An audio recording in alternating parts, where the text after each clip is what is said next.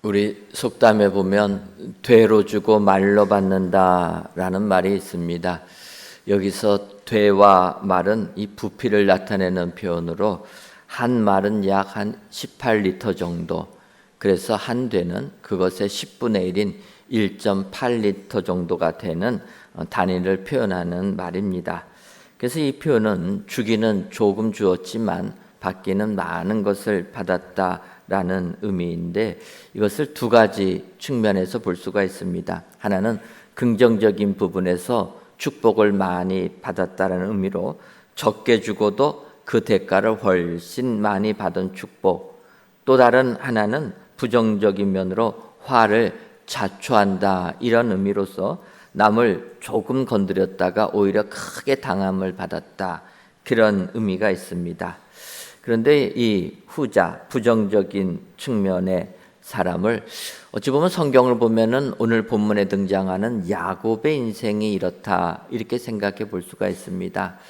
야곱이란 사람은 아버지를 속여서 장자의 축복을 받게 됩니다.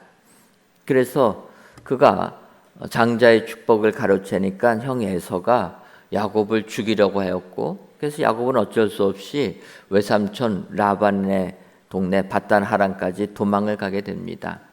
그래서 바꿔 말하면 야곱은 아버지를 속여서 장자의 축복을 가로챈 이런 사람이었는데, 외삼촌 야곱의 집에 거하면서 그는 약 한 20년 거할 때 굉장히 외삼촌으로부터 속임을 당한 사람이 되었다라는 것입니다. 아시는 것처럼 야곱이 외삼촌 라반의 집에 가서 보니까 라반에게는 두 딸이 있습니다. 그런데 야곱의 마음에 들었던 딸은 라헬이었습니다. 그래서 라반에게 외삼촌, 저에게 둘째 딸을 주십시오. 그러면 제가 7년 동안 외삼촌을 위하여서 봉사를 하겠습니다, 그렇게 제안을 합니다. 그리고 라반이 좋게 여기니까 야곱은 7년을 수일같이 여기면서 그 7년의 생활을 보내게 됩니다. 그리고 이제 7년이 됐을 때 외삼촌, 나에게 딸을 주십시오 해서 결혼식을 하고 자고 일어나니까 아내가 누구였습니까? 라헬이 아니라 그의 언니 되는 레아였다. 요즘 말로 말하면 사기 결혼을 당한 겁니다. 얼마나 힘들겠습니까? 야곱은 아버지를 속여서 장자의 축복을 받았는데, 되돌아온 것을 보게 되면 그가 7년 동안 수고해가지고 결혼했는데 아내가 바뀐 것입니다. 그래서 야곱이 어떡합니까? 라헬과 결혼하기 위해서 또 다른 7년을 봉사를 하게 됩니다. 그러면서 이제 자녀를 낳고, 이제 야곱이 요셉을 낳은 다음에 라반에게 얘기합니다. 외삼촌, 저는 이제 아기들, 자녀들 많이 낳았으니까 고향으로 돌아가겠습니다. 그러니까 라반이 얘기합니다. 아무것도 없이 식구들만 데리고 고향을 돌아가면 어떡하냐? 이제부터는 너도 좀 너의 재산을 만들어야 되지 않겠느냐? 그러면서 라반이 제안합니다. 이제는 너의 삭을 좀 얘기를 해봐라. 그래가지고 이야기가 된 거가, 나에게 양떼가 있는데 흰 양떼들 가운데서 만약에 이제 앞으로 새끼가 태어나서 점박이가 있거나 아롱지거나 얼룩진 것들이 있으면 그것은 야곱 너의 재산으로 해라, 그렇게 라반이 제안합니다. 그래서 야곱은 그것을 옳게 여겨서 그렇게 합시다 해가지고 가는데, 라반이 어떤 사람입니까? 라반은 다 계획이 있는 사람이라는 거예요.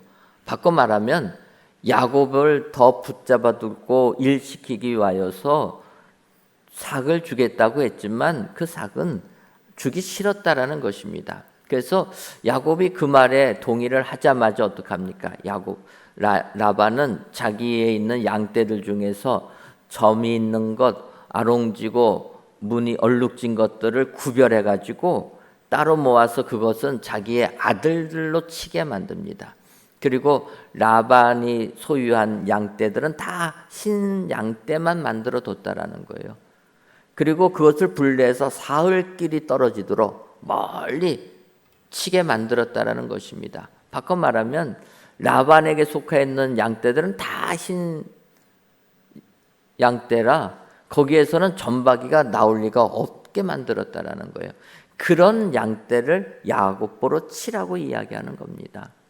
그런데 성경을 보면 하나님께서 그럼에도 불구하고 라반의 그 흰 양떼들이 새끼를 낳으면은 점박이가 나오는 겁니다. 그러니까 라반의 마음이 어떡합니까? 하나도 주기 싫어서 그렇게 분리를 해놨는데 태어나는 새끼들이 점박이가 나오니까 라반이 야곱한테 얘기합니다. 이 계약 파기하자. 그리고 새롭게 계약을 하자. 어떻게 계약합니까? 점박이가 태어나니까 점박이도 이제는 내 거고 이제 태어나는 건 무늬 얼룩진 것 그것만 네 걸로 하자. 그렇게 얘기합니다. 그렇게 하니까 하나님께서 또 어떻게 하십니까? 그 다음에 라반이 낳는 새끼들은 다 얼룩진 게 태어나게 하는 거예요. 그러면 라반은 또 그것을 없던 걸로 하고 또 다시 계약합니다. 야곱의 말로 임하면 10번을 바꿨다라는 거예요. 야곱은 이렇게 죽도록 속임을 당하면서 라반의 집에서 살게 된 것입니다. 그래서 이렇게 그의 현실이 힘들고 어렵고 계속 억울한 일을 당하는 그 야곱에게 이제 오늘 창세기 31장 12절 상반절을 보면 이르시되 내 눈을 들어보라 양떼를 탄 순양은 다 얼룩무늬 있는 것 점 있는 것 아롱진 것이니라 이렇게 얘기합니다. 꿈에 하나님께서 야곱에게 말씀하시기를 내 눈을 들어 보라라는 거예요. 지금 현실적으로는 외삼촌 라반이 요구하는 것 정말 자기가 아무것도 가질 수 없는 상황인데 눈을 들어 보니까 그 꿈에 하나님이 말씀하신 건 너 눈에 보이는 것 지금은 다 흰 양떼들이지만 얼룩진 양들 교미하는 것들은 다 아롱진 것들이라는 것입니다. 바꿔 말하면 너에게 이런 축복을 주시겠다. 그러니 현실 바라보면서 좌절하지 말고 절망하지 말고 눈을 들어 하늘을 보라라는 것입니다. 오늘 귀한 예배를 드리시는 사랑하는 성도 여러분, 이 세상의 삶이 얼마나 힘들고 어렵습니까? 정말 우리가 생각하지도 못한 어려움들이 우리의 삶에 몰려올 때가 있습니다. 이럴 때 우리는 절망하고 낙심합니다. 하지만 하나님께서는 내 눈을 들어보라. 절망 속에 있는 야곱에게 외삼촌 라반에게 계속 속기만 하는 야곱에게 하나님께서 눈을 들어보라 명하신다라는 것입니다. 오늘도 세상 삶에 지쳐서 힘들어하시는 분들 계시면 하나님의 이 말씀을 힘입어서 눈을 들어 미래를 향하여 나아가시는 은혜의 성도님들이 되시기를 주님의 이름으로 축원합니다. 그렇다면은 내 눈을 들어 보라 명하시는 하나님은 어떠한 하나님이십니까? 먼저는 신원케 하시는 하나님이라 이렇게 말씀하고 있습니다. 창세기 31장 12절 하반절을 보면 라반이 내게 행한 모든 것을 내가 보았노라. 하나님이 이렇게 말씀하신다라는 거예요. 여러분, 우리가 힘들고 어려우면 우리는 하나님께서 우리를 보지 아니하신다. 하나님은 우리의 삶에 관심을 갖지 않으신다. 그렇게 생각할 때가 있다라는 것입니다. 야곱처럼 이렇게 외삼촌에게 속임을 당하면 하나님께서 나를 떠나셨구나. 그렇게 생각하기 쉽다라는 것입니다. 하지만 오늘 성경 말씀 보니까 하나님께서 라반이 너에게 행한 모든 것을 내가 다 보았다. 여러분, 하나님은 우리가 처한 상황, 형편을 다 보시는 분인 줄 믿습니다. 그런데 하나님은 이렇게 보시는 것으로 끝나지 아니하고 우리들의 억울한 것들을 다 갚아주시는 하나님이시라는 거예요. 그래서 우리가 믿는 하나님은 우리의 억울함을 다 풀어주시는 신원케 하시는 하나님이신 줄 믿습니다. 세상 살면서 아무리 내 삶이 힘들고 어려워도 하나님은 나를 보고 계시고 나의 억울함을 들으시고 나의 억울함을 해결해 주시는 하나님이라 신원케 하시는 하나님을 확신하셔서 오늘도 이 험한 세상 믿음으로 승리하시는 여러분들 되시기를 주님의 이름으로 축원합니다. 남유다 나달을 보게 되면은 요아스 왕이라는 왕이 있습니다. 이 요아스 왕은 7살 때에 고모와 고모부가 되는 제사장 여호야다에 의하여서 왕으로 추대가 된 사람입니다. 7살 때 왕이 되다 보니까 제사장 여호야다가 권하는 그 충고에 따라서 나라를 통치합니다. 제사장이 충고해 주니까 얼마나 하나님을 잘 섬겼겠습니까? 그러니까 요아스 왕이 고모부 제사장 여호야다의 의견에 따라서, 조언에 따라서 나라를 하나님을 섬기며 잘 통치하니까 나라가 부강해졌다라는 것입니다. 그러다가 이제 시간이 흘러서 여호야다가 죽고 나니까 다른 신하들이 요아스 왕에게 요구합니다. 왕이여, 우리가 우상을 섬기시다.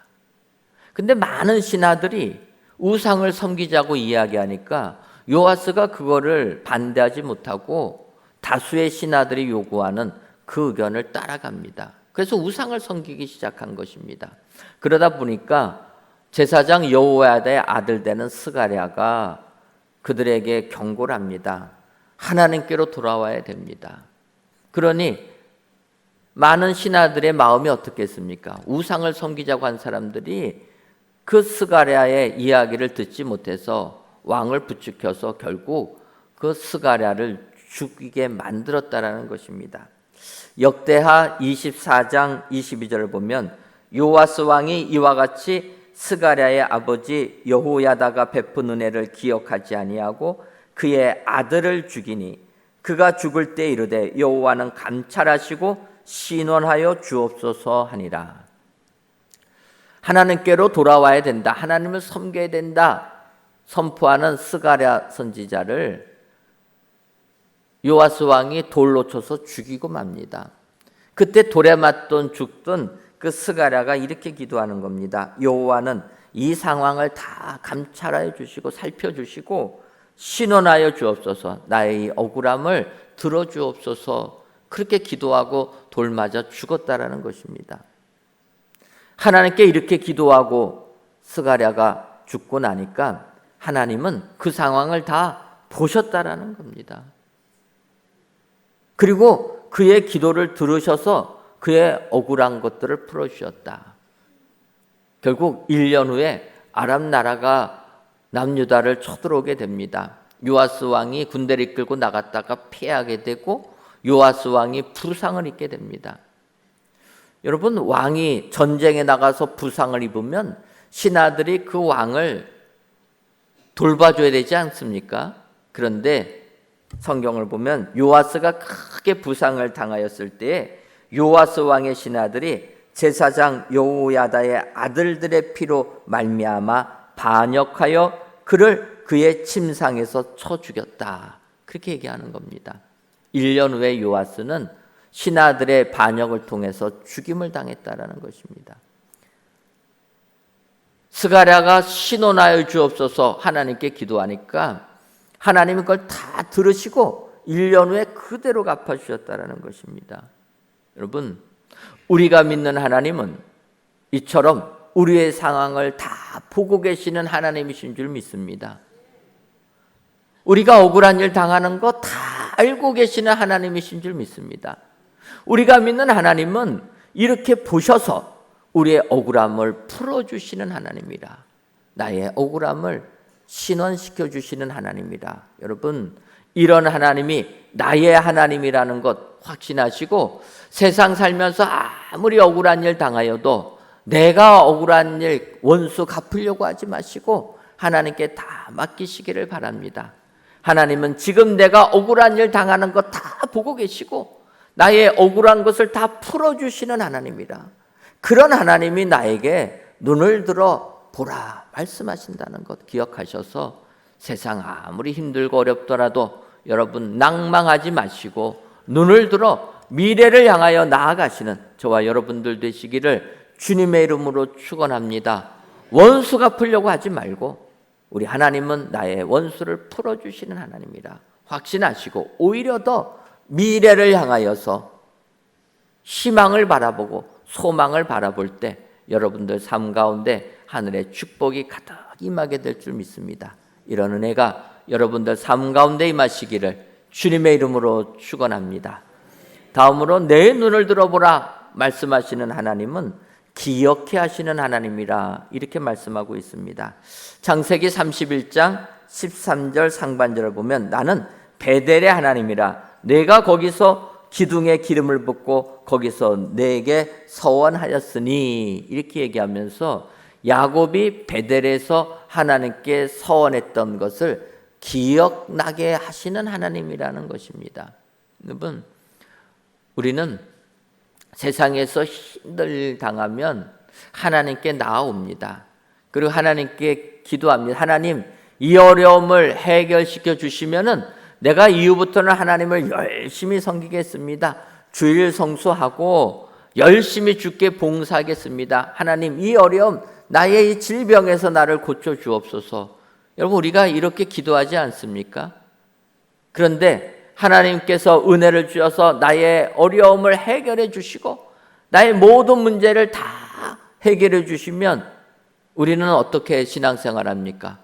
하나님과 했던 약속은 다 잊어버리고 내가 잘나서 내 사업을 크게 한 것처럼 우리는 그렇게 산다라는 것입니다. 그런 우리에게 우리 하나님은 다시금 나와 한 언약을 기억하라. 하나님이 기억하게 해주신다라는 것입니다. 왜냐? 기억하는 것이 우리에게 축복의 길로 이끄는 비결이 되기 때문이라는 것입니다. 여러분, 이 기억하면은 생각나는 것이 요셉이 꿈을 해몽해 주었던 술 맡은 관원장이 기억납니다. 요셉이 노예로 팔려서 또 누명까지 써서 옥살이를 하게 됩니다. 옥살이하던 그 감옥에 바로를 섬기던 술 맡은 관원장, 떡 맡은 관원장도 감옥에 갇히게 됩니다. 그렇게 두 명이 감옥에 갇혔는데 이들이 또 꿈을 꾸게 됩니다. 그래서 그 꿈을 꿨는데 그 꿈이 어떤 의미인지를 몰라서 힘들어하고 있을 때 요셉이 그들의 꿈을 해석해 줍니다. 그러면서 술 맡은 관원장에게는 당신의 그 꿈은 당신이 사흘 후에 복직될 것입니다. 그렇게 이야기해 줍니다. 그리고 떡 맡은 관원장의 꿈을 듣고서는 요셉이 당신은 안타깝게도 사흘 후에 죽음을 당할 것입니다. 이렇게 해줬다라는 거예요. 그리고 요셉의 그 꿈 해석 그대로 사흘 후에 술 맡은 관원장은 복직이 되고 떡 맡은 관원장은 죽게 되었다라는 것입니다. 그런데 이 술 맡은 관원장의 그 입장에서는 얼마나 요셉이 그 꿈을 해석해 줬을 때 그 꿈의 내용이 얼마나 자기에게 힘이 됐겠습니까? 간절하지 않겠습니까? 내가 언제 어떻게 될지 모르는 상황에서 요셉이 그렇게 꿈을 해석해 주니까 그게 희망이 됐을 것입니다. 그리고 아니나 다르게 3일이 지나서 자기가 풀려날 때 그때 요셉이 그 술 맡은 관원장에게 얘기합니다. 저는 아무런 죄 없이 누명을 쓰고 감옥에 갇혔으니 복직되거든 왕에게 말씀하셔서 나를 이 감옥에서 풀어주십시오. 요셉이 술 맡은 관원장에게 부탁하는 겁니다. 그때 여러분 술 맡은 관원장이 뭐라고 얘기했겠습니까? 걱정하지 말아라. 내가 복직돼서 나가기만 하면 왕에게 말씀드려서 너를 이 감옥에서 풀어주겠다. 그러고 나가지 않았겠습니까? 그런데 그렇게 나가서 복직됐던 술 맡은 관원장 어떻게 살았습니까? 창세기 40장 23절을 보면 술 맡은 관원장이 요셉을 기억하지 못하고 그를 잊었더라. 감옥에 갇혔을 때는 그렇게 철석같이 약속을 했어도 이제 잘 나가게 되니까 다 잊어버렸다라는 거예요. 우리들의 삶이 이와 마찬가지라는 것입니다. 세상 힘들고 어려우면 하나님께 매달리고 하나님께 언약 약속도 합니다. 그런데 하나님께서 우리의 기도를 들어주셔서 복을 내려주시면은 언제 그랬나는지 다 잊어버린다라는 거예요. 건강이 없는 사람이 주님 이번만 나의 건강을 회복시켜 주시면 앞으로는 열심히 하나님 섬기겠습니다 해놓고 나서 어떡합니까? 건강이 되찾게 되면은 그날로 열심히 운동하고 있어요. 예배는 안 드립니다. 뭔가 바뀐 겁니다. 하나님과 한 약속이 더 중요한 거지. 그래서 하나님이 치료해 주셨으면 그 일에 매진해야 된다라는 거예요. 그런데 그렇지가 않는다라는 거예요. 근데 하나님께서는 우리와 한 약속을 기억나게 해주신다라는 거예요. 우리는 다 잊어버리고 사는데 어느 날 깨닫게 만든다라는 거예요. 여러분, 이게 축복인 줄 믿습니다. 그것마저 기억하지 못한다면 우리는 죽음의 길로밖에 빠질 수가 없는데 하나님께서 어느 순간에 기억나게 하신다라는 거예요. 야곱, 라반의 집에서 거의 20년 살고 있습니다. 이제 가정도 이루고 재산도 얻었습니다. 언약을 다 잊을 법한데 그때 하나님이 너 처음 바단 아람으로 갈 때 베델에서 나와 한 약속을 기억하라라는 거예요.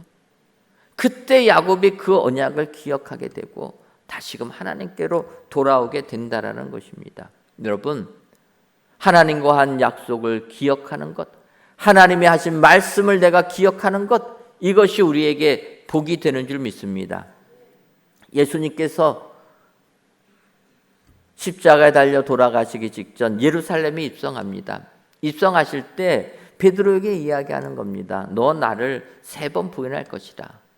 그렇게 주께서 말씀했음에도 불구하고 예수님께서 제사장 종에게 붙잡혀서 사람들에게 멸시를 당할 때 베드로는 예수님을 모른다고 부인하지 않습니까? 여종이 계속 물어보는데 급기야 마지막에는 저주까지 하면서 부인합니다. 예수님이 다 경고해 주셨음에도 다 잊어버리고 자기 살겠다고 그러고 나간다라는 것입니다. 그때 닭이 곧 2번째 울더라. 이에 베드로가 예수께서 자기에게 하신 말씀 곧 닭이 2번 울기 전에 내가 3번 나를 부인하리라 하심이 기억되어 그 일을 생각하고 울었더라.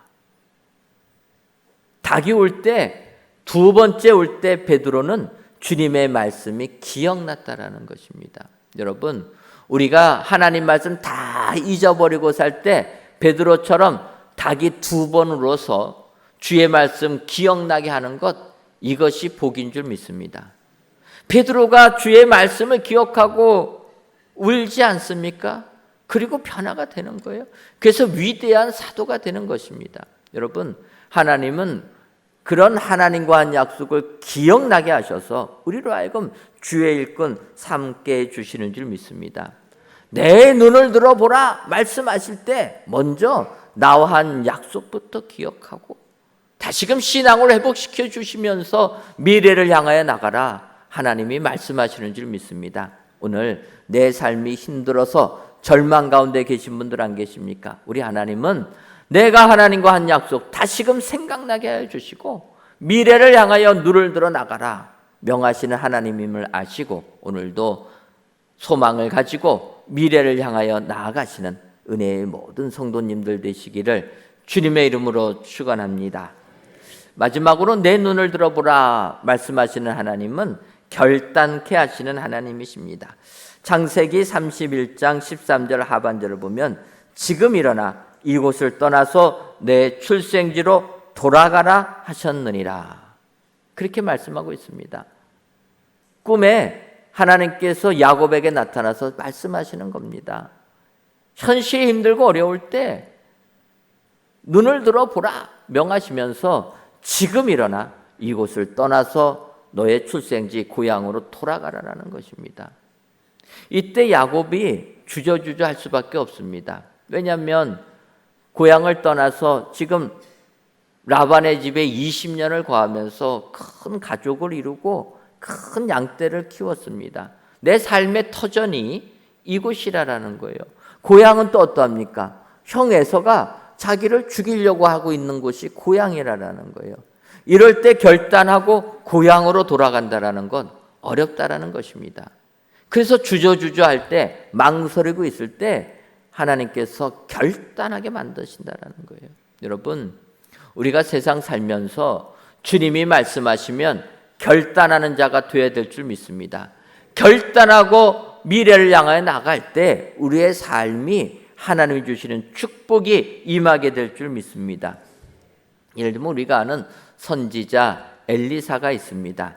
엘리사는 그의 스승되는 엘리야가 불러서 그의 뒤를 이어서 하나님의 큰 사역을 감당했던 사람이 엘리사 선지자입니다.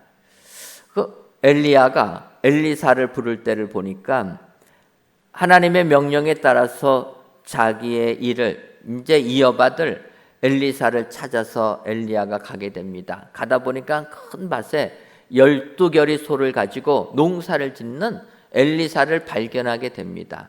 12결의 소라라는 것은 한 결의가 2마리 소가 이끌면서 땅을 일구는 것이기 때문에 24마리 소, 그러니까 24마리 소가 땅을 일군다는 건 큰 농사를 짓는 사람이라는 것 아니겠습니까? 그런 농사를 짓는 엘리사를 발견하여서 엘리야가 겉옷을 덮어주면서 하나님이 너를 부르셨다 이야기하는 겁니다. 그때 엘리사가 하나님의 부름을 받고 엘리야에게 얘기합니다. 부모와 작별 인사가 올 테니까 조금만 기다려 주십시오. 그러니까 엘리야가 갔다 오라고 얘기합니다. 그때 엘리사가 집으로 돌아가서 결의소를 잡고 그 농기구를 불살라서 고기를 삶아서 백성들에게 주고 엘리야를 따르더라. 그렇게 표현합니다. 결단하고 이제는 하나님의 일을 행하라 명하니까 엘리사가 자기가 농사짓 때 필수로 쓰임받는 소들을 죽여서 또 농기구를 불살라서 그거를 익혀가지고 백성들에게 다 나눠주고 그리고 엘리야를 따랐다라는 것입니다.